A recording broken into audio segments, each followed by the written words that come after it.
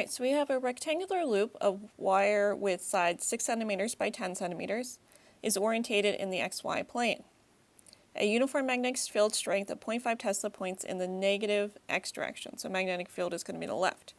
Loop carries a current in the clockwise direction, so current is going to go around like this, and we're told it's 1.2 amps.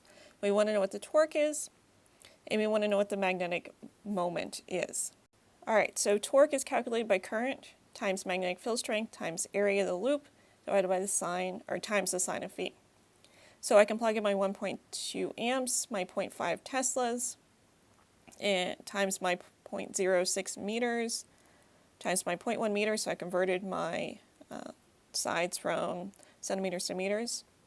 And then since the magnetic field is to the left,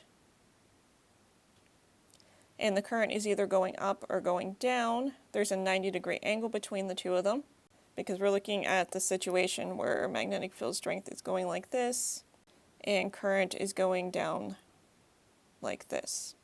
So there's 90 degrees in between the two of them.